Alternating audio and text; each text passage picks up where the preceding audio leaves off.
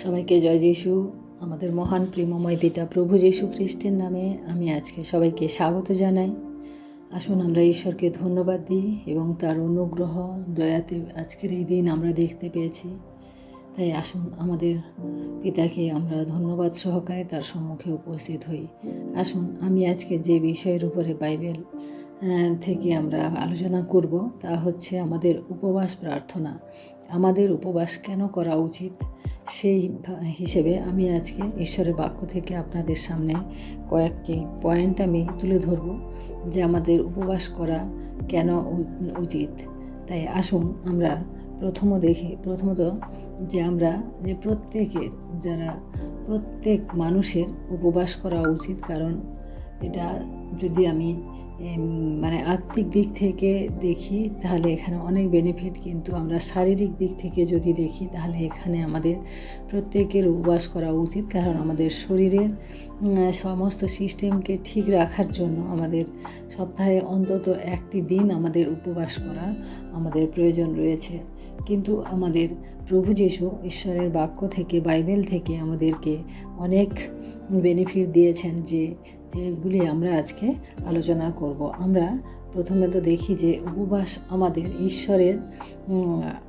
ঈশ্বর যে আমাদেরকে ডাকেন বা ঈশ্বরের যে আওয়াজ সেটা আমাদের শুনতে সাহায্য করে। আমরা প্রেরিত তার 13 অধ্যায় 12 পদে আমরা দেখি, তাহারা প্রভুর সেবা ও উপবাস করিতেছিলেন। এমন সময়ে পবিত্র আত্মা কহিলেন, আমি বারনবা ও শৌলকে যে কার্যে আহ্বান করিয়াছি সেই কার্যের নিমিত্ত আমার জন্য এখন তাহাদিগকে পৃথক করিয়া দাও।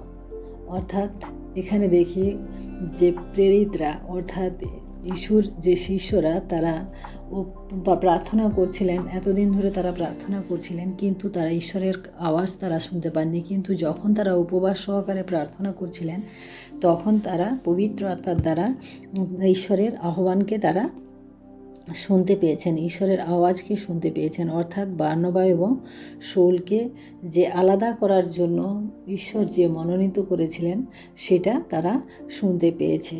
আমরা দেখি যে উপবাস যখন আমরা করব আমাদের অনেক যেটা আমরা ঈশ্বরের কাছ থেকে হয়তো শোনার জন্য অনেক আগ্রহী, বা ঈশ্বরের আমার প্রার্থনা উত্তর পাচ্ছি না, আমরা প্রার্থনা করছি কিন্তু আমরা পাচ্ছি না, সেই সমস্ত কিছু আমরা যখন শোনার ইচ্ছা করব তখন আমাদেরকে অবশ্যই উপবাস করা উচিত। কারণ উপবাস করলে আমাদের মন প্রাণ ঈশ্বরের সহিত একাত্ম হয়, তখন আমাদের সে ঈশ্বরের আওয়াজ আমরা শুনতে পাই। আমরা দ্বিতীয়ত উপবাস প্রার্থনা আমাদেরকে অনুগ্রহ প্রদান করে। অর্থাৎ উপবাস প্রার্থনা আমাদেরকে অনুগ্রহ প্রদান করে। আমরা ইষ্টের বিবরণ তার 4 অধ্যায় আমি 16 পদ আপনাদের জন্য পাঠ করি। ইষ্টের বিবরণ তার 4 অধ্যায় 16 পদ। এখানে বাক্য বলে, তুমি যাও, সুসনে উপস্থিত সমস্ত যিহুদিকে একত্র করো এবং সকলে আমার নিমিত্ত উপবাস করো। 3 দিবস, দিনে কি রাত্রিতে কিছু আহার করিও না, কিছু পান করিও না। আর আমিও আমার দাসীরাও তদ্রূপ উপবাস করিব। এইরূপে আমি রাজার নিকটে যাইব, আর ব্যবস্থা বিরুদ্ধ হইলেও যাইব, আর যদি বিনষ্ট হইতে হয় হইব। 17 পদে বলে, পরে মর্দখয় গিয়া ইষ্টেরের আজ্ঞানুসারে কার্য করিলেন। আমরা প্রত্যেকে জানি যে ইষ্টের রানী যে মর্দখয়ের যে ভ্রাতুষ্পুত্রী ছিলেন, তিনি রাজার কাছে উপবাস সহকারে প্রার্থনা করেছিলেন তার যিহুদি জাতিকে রক্ষা করার জন্য। আমরা এখানে দেখি যে যিহুদি জাতিকে রক্ষা করার জন্য তিনি রাজার কাছে উপবাস প্রার্থনা সহকারে গেছিলেন। আমরা দেখি যে সেখানে আমরা কি দেখি যে রাজা তাকে অনুগ্রহ ও দয়া করেছিলেন, কারণ সেখানে সেই উপবাস প্রার্থনা সহকারে গিয়ে রাজার কাছ থেকে সেই যিহুদি জাতির জন্য তিনি অনুগ্রহ পেয়েছিলেন রাজার কাছ থেকে এবং দয়া পেয়েছিলেন। যে রাজা যিহুদি জাতিকে মেরে ফেলার জন্য আদেশ দিয়েছিলেন সেই রাজা তার উপর দয়া করলেন এবং সেই জাতিকে রক্ষা করলেন। আমরা দেখি যে যখন আমরা উপবাস করব তখন আমাদেরকে ঈশ্বর অনুগ্রহ করেন, দয়া করেন, আমাদের প্রার্থনা তিনি শ্রবণ করেন। আমরা এরপরে আমরা তারপরে পয়েন্ট দেখি, উপবাস আমাদের ঈশ্বরের আহ্বানকে আরও মানে মজবুত করে ঈশ্বরের আহ্বানকে, অর্থাৎ ঈশ্বর আমাদেরকে, আমরা মথি লিখিত সুসমাচার তার 4 অধ্যায় 1 থেকে আমি 4 পদ পর্যন্ত পাঠ করি। মথি লিখিত সুসমাচার 4 অধ্যায় 1 থেকে 4 পদ পর্যন্ত আমি পাঠ করছি। এখানে আমাদেরকে কি বলে যে ঈশ্বরের আহ্বানকে মজবুত করে, অর্থাৎ আমরা যে ঈশ্বরের কাজের জন্য যে মনোনয় করেছি বা ঈশ্বরের কাজের জন্য ইচ্ছা প্রকাশ করছি, তার জন্য কিন্তু আমাদেরকে, তার আগে কিন্তু আমাদেরকে উপবাস প্রার্থনা আমাদেরকে করতে হবে। আমি এখানে আপনাদের জন্য বাইবেল পাঠ করি। তখন যিশু দিয়াবল দ্বারা পরীক্ষিত হইবার জন্য আত্মা দ্বারা প্রান্তরে নীত হইলেন, আর তিনি 40 দিবারাত্র অনাহারে থাকিয়া শেষে ক্ষুধিত হইলেন। তখন পরীক্ষক নিকটে আসিয়া তাহাকে কহিল, তুমি যদি ঈশ্বরের পুত্র হও তবে বলো, এই পাথরগুলি রুটি হইয়া যাক। কিন্তু যিশু উত্তর করিয়া কহিলেন, লেখা আছে, মনুষ্য কেবল রুটিতে বাঁচিবে না, কিন্তু ঈশ্বরের মুখ হইতে প্রত্যেক বাক্য নির্গত হয় তাহাতেই বাঁচিবে। অর্থাৎ আমরা কি দেখলাম যে ঈশ্বর আমাদেরকে মজবুত করে। আমরা যখন ঈশ্বরের কাজ করার জন্য বা ঈশ্বরের কিছু করার জন্য আমরা যখন নিজেরা মনোনয় করি, নিজেদেরকে স্থির করি, সেই কাজ আমরা করতে পারি না। আমরা অনেক সময় ভাবি যে হ্যাঁ কাল থেকে করব, আজ থেকে করব, এই সপ্তাহ থেকে করব, এরকম করি, কিন্তু আমরা করতে পারছি না। তখন কিন্তু আমাদেরকে উপবাস করা উচিত। কারণ প্রভু যীশু যখন তার সেবা কাজ শুরু করেছিলেন, তার আগে কিন্তু তিনি এই 40 দিবারাত্র তিনি কিন্তু উপবাস করেছিলেন। তাই প্রিয় ভাই বোনেরা, আমাদেরও যদি আমাদের ইচ্ছা বা মনের সেরকম কোনো বাসনা থাকে যে আমাদের সেটা আমরা মানে করে উঠতে পারছি না, সময় পাচ্ছি না, আমরা এটা বলি না যে প্রভুর কাজ করব, কখন করব, সে সময় পাচ্ছি না। দেখুন, আমাদের সময় কিন্তু আছে, কিন্তু আমরা নানান অজুহাতে, নানান বিষয়ে আমরা কিন্তু নিজেদেরকে জড়িয়ে ফেলি বা নিজেরা ফেঁসে যাই। সেই জন্য আমাদেরকে প্রভুর কাছে একান্তভাবে আমাদেরকে উপবাস করা খুবই দরকার রয়েছে। কারণ উপবাস সহকারে আমাদেরকে আমরা যখন উপবাস করব তখন কিন্তু আমরা সেই ক্ষমতা আমরা পেয়ে যাব আমরা, তাতে তো আমরা মজবুত হব। আমরা দেখি যে পরের পয়েন্ট দেখি, উপবাস আমাদের আত্মিক ক্ষমতার বৃদ্ধি করে। আমরা মথি লিখিত সুসমাচার তার 17 অধ্যায় 19 থেকে 21 পদ আমি পাঠ করব। 17 অধ্যায় 19 থেকে 21 পদ পাঠ করব। তখন শিষ্যরা বিরলে যিশুর নিকটে আসিয়া কহিলেন, কি জন্য আমরা উহা ছাড়াইতে পারিলাম না? তিনি তাহাদিগকে কহিলেন, তোমাদের বিশ্বাস অল্প, কেননা আমি তোমাদিগকে সত্য কহিতেছি, যদি একটি সরিষা দানার মতো ন্যায় বিশ্বাস থাকে, তবে তোমরা এই পর্বতকে বলিবে, এখান হইতে সরিয়া যাও, তার ইহা সরিয়া যাইবে, এবং তাহা তোমাদের অসাধ্য কিছুই থাকিবে না। অর্থাৎ এখানে বলা হচ্ছে যে আমাদের বিশ্বাস, এবারে আমাদেরকে বিশ্বাস যদি আমাদেরকে মজবুত করতে হয়, তাহলে আমাদেরকে উপবাস প্রার্থনা করতে হবে। কারণ আমাদের বিশ্বাস তখনই টলমল হবে যখন আমরা আমাদের জীবনে আমাদের কোনো মানে কোনো অভাব বা কোনো কিছু আমরা যখন অনুভব করি না, যখন আমরা শারীরিকভাবে যখন আমরা খুব ঠিকঠাক থাকি, তখন কিন্তু আমরা আমাদের সেই অনুভব করি না। কিন্তু আমরা যখন উপবাস করি, আমাদের যখন শরীরের মধ্যে একটা যে খিদের যে একটা চাহিদা থাকে না, সেই চাহিদা আমাদের প্রভু যিশুকে আমাদের আরও নিকটবর্তী আমাদের নিয়ে আসে। কারণ তখন আমরা যদি উপবাস সহকারে আমরা প্রার্থনা করি, তখন আমাদের প্রার্থনা ঈশ্বর শ্রবণ করেন এবং তিনি আমাদেরকে দেখেন। তিনি সর্বশক্তিমান, সর্ববিরাজমান, তিনি সব কিছু দেখেন। তাই তিনি তখনও দেখেন যে এই সন্তানটি আমার জন্য এত কষ্ট করে তার প্রার্থনার ইচ্ছা বৃদ্ধি করতে চাইছে, তখন আমাদের হয়। কারণ আত্মিক দিক থেকে আমাদেরকে বৃদ্ধি না হলে আমরা কিন্তু সেই ঈশ্বর যে কাজগুলো করেছেন, আমাদেরকেও তো বলেছেন না যে আমরাও তার থেকে অনেক বড় বড় কাজ করতে পারবো। কিন্তু যখনও আমরা নিজেদেরকে আত্মিকভাবে বৃদ্ধি না করতে পারবো, তখনও কিন্তু আমরা করতে পারবো না, বড় বড় কাজ কখনোই করতে পারবো না। তাই আমাদেরকে উপবাস সহকারে আমাদেরকে আত্মিক বৃদ্ধি আমাদেরকে করতে হবে। আমি পরের পয়েন্ট দেখছি যে উপবাস আমাদেরকে কি করে স্বাধীন করে, উপবাস আমাদেরকে স্বাধীন করে। যিশায় ভাবাদের পুস্তক তার 58 অধ্যায় আমি 6 পদ পাঠ করছি। এখানে ঈশ্বরের বাক্য বলে, দুষ্ট তার গাঁট সকল খুলিয়া দেওয়া, জোয়ালির খিল মুক্ত করা এবং দলিত লোকদিগকে স্বাধীন করিয়া ছাড়িয়া দেওয়া ও প্রত্যেক জোয়ালি ভগ্ন করা কি নয়? ক্ষুধিত লোককে কি তোমরা খাদ্য বন্টন করা? অর্থাৎ আমরা এখানে দেখি যে তার আগের পদ যদি আমরা পাঠ করি, আমার মনোনীত উপবাস কি এই প্রকার, প্রত্যেক মনুষ্যের আপন প্রাণকে দুঃখ দিবার দিন কি এই প্রকার, নলের ন্যায় মস্তক হেট করিয়া ও চট পরিধান ভস্য পাতিয়া বসা, তুমি কি ইহাকে উপবাস এবং সদাপ্রভুর প্রসন্নতার দিন বলো?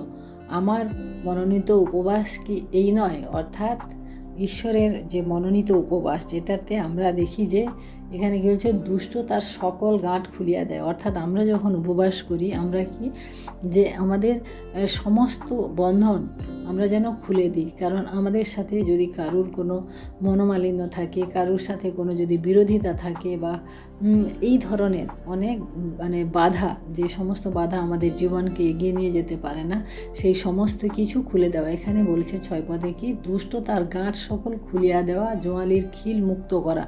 অর্থাৎ উপবাস করলে আমাদের এই রকম উচিত হওয়া উচিত। কারণ এখানে বলছে যে দলিত লোকদিগকে স্বাধীন করিয়া ছাড়িয়া দেওয়া, অর্থাৎ যে দাসত্বের আন্ডারে আমরা থাকি, সেই দাসত্ব থেকে আমাদেরকে মুক্তি, আমাদের প্রভু আমাদেরকে স্বাধীন করেছেন। আমাদের মধ্যে কোনো আমরা যখন প্রভুর কাছে আসি, প্রার্থনা করি, আমাদেরকে কি সেরকম কোনো নিয়ম বলা হয় যে তোমরা এইভাবে করো, এইভাবে করা হয় না, এই কথাগুলি বলো, এরকম তো না। আমাদের পুরো স্বাধীনভাবে আমরা ঈশ্বরের সাথে আমাদের বাক্য আলাপ করতে পারি, বা স্বাধীনভাবে আমরা ঈশ্বরের সাথে কথা বলতে পারি। সেই জন্য বলছে যে আমাদের উপবাস আমাদেরকে স্বাধীন করে। আমাদের উপবাস আমাদেরকে কি বলছে যে সুরক্ষা প্রদান করে। আমরা তখনই সুরক্ষিত হব যদি আমরা উপবাস করি। আমরা এখানে ইজরার পুস্তক দেখি। এখানে ইজরা তার 8 অধ্যায় 21 থেকে 23 পদ আমি পাঠ করব। আমি আপনাদের জন্য বাইবেল পাঠ করছি। ইজরা তার 8 অধ্যায়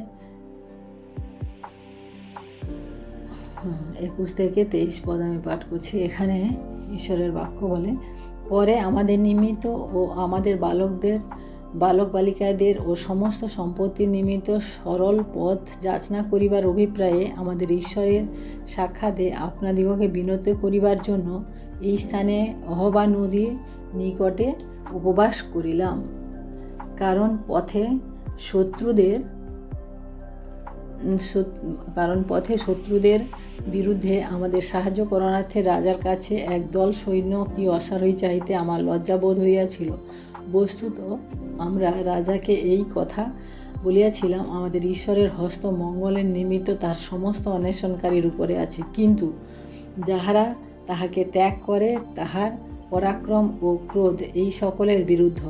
অতএব আমরা উপবাস করিলাম ও আমাদের ঈশ্বরের কাছে সেই বিষয়ের জন্য প্রার্থনা করিলাম, তাহাতে তিনি আমাদের অনুরোধ গ্রাহ্য করিলেন। অর্থাৎ আমরা দেখি যে ইজরা যখন ভীষণ সংকটের মধ্যে ছিলেন, তিনি রাজার কাছে সৈন্য সামন্ত চাওয়ার মতো তিনি নিজেকে প্রস্তুত ছিলেন না, তিনি লজ্জা পাচ্ছিলেন। তার জন্য তিনি কী করলেন, যে তার যে সন্তানদেরকে তিনি রক্ষা করতে হবে, তার সম্পত্তিকে রক্ষা করতে হবে, তার জন্য তিনি কী করলেন, নদীর চরে তিনি উপবাস প্রার্থনা করলেন। এবং সেই উপবাস প্রার্থনাতে আমরা কি দেখলাম, যে এখানে যে তিনি শত্রুদের হস্ত থেকে তিনি তার সন্তানদেরকে, তার সম্পত্তিকে, তিনি সমস্ত কিছু তিনি সুরক্ষা পেলেন, কারণ তিনি উপবাস। কিন্তু বলেছেন যে আমাদের ঈশ্বর তার যারা তাদেরকে যাচনা করে, মানে যারা তাদেরকে অন্বেষণ করে, অন্বেষণকারীকে তিনি কখনো ছাড়েন না। তিনি তাদের উপরে সব সময় তাদের ঈশ্বর হাত রাখেন। তার জন্য তিনি কি বললেন যে অতএব আমরা উপবাস করিলাম এবং ঈশ্বরের কাছে সেই বিষয়ের জন্য প্রার্থনা করিলাম, তাহাতে তিনি আমাদের অনুরোধ গ্রাহ্য করিলেন। তো আমরা যখন কোনো কিছুর আমাদের দরকার রয়েছে, আমরা পাচ্ছি না বা কী করছি না, তখন আমাদের যদি ঈশ্বরের দৃষ্টিতে যদি মানে গণ্য হয়, তবে আমাদের উপবাস প্রার্থনা করা উচিত, কারণ তিনি আমাদিগকে সেই বিষয় দেবেন। আমরা যদি এখন বলি যে না, আমার একটা বড় গাড়ি লাগবে, বাইক লাগবে, আমার তাই উপবাস করি, কিন্তু প্রিয় সেটা নয়। কারণ আপনার প্রয়োজন যেটা, সেটা ঈশ্বর ভালোভাবে জানেন, কারণ ঈশ্বর হচ্ছেন আমাদের পিতা। তিনি জানেন যে কোন সন্তানের জন্য কী জিনিসের প্রয়োজন বা কী দরকার, তিনি সমস্ত কিছু জানেন। তার জন্য তিনি সেইভাবে দিয়ে থাকেন। তাই আমরা আমাদের ঈশ্বরের কাছে সেই সমস্ত বিষয় যাচনা করতে পারি এবং উপবাস সহকারে যাচনা করতে পারি যা আমাদের প্রয়োজন রয়েছে বা যা ঈশ্বর আমাদেরকে দিয়ে থাকেন। তো আসুন, আজকে আমরা এতগুলি পয়েন্ট দেখলাম এবং আমি অবশেষে দেখি আরেকটি লাস্ট পয়েন্ট দেখি যে আমাদেরকে তিনি বুদ্ধি কৌশল প্রদান করেন। ঈশ্বর আমাদেরকে উপবাস আমরা যখন করি, তিনি আমাদেরকে বুদ্ধি কৌশলও প্রদান করে। আমরা যে দেখি যে দানিয়েল কী করেছিলেন, যে তিনি উপবাস সহকারে ঈশ্বরের কাছ থেকে তিনি যাচনা করেছিলেন, সেটা তিনি পেয়েছিলেন। তাই আমরা যখন আমাদের কিছু প্রয়োজন রয়েছে, আমরা তার জন্য আমরা উপবাস করব এবং প্রার্থনা করব এবং ঈশ্বরের সাথে সময় দেব, ঈশ্বরের বাক্য পাঠ করব, তাতে ঈশ্বর আমাদেরকে সেই বুদ্ধি, সেই ক্ষমতা তিনি আমাদেরকে প্রদান করবেন। তাই আসুন, আজকে আমরা ঈশ্বরকে ধন্যবাদ দিই। আমি আরেকবার বলে নিই যে পয়েন্টের পরে আমি বললাম যে ঈশ্বর আমাদেরকে তার আওয়াজ শুনতে সাহায্য করেন। দ্বিতীয়ত, আমাদের উপবাস প্রার্থনা আমাদেরকে অনুগ্রহ ও দয়া প্রদান করেন। উপবাস প্রার্থনা আমাদের ঈশ্বরের সাথে ঈশ্বরের কাজ করার জন্য আমাদেরকে মজবুত করেন, আমাদের আত্মিক ক্ষমতা বৃদ্ধি করেন। উপবাস আমাদের স্বাধীন করে, উপবাস আমাদের সুরক্ষা প্রদান করে। তাই আসুন আমরা আজকে প্রার্থনা করি।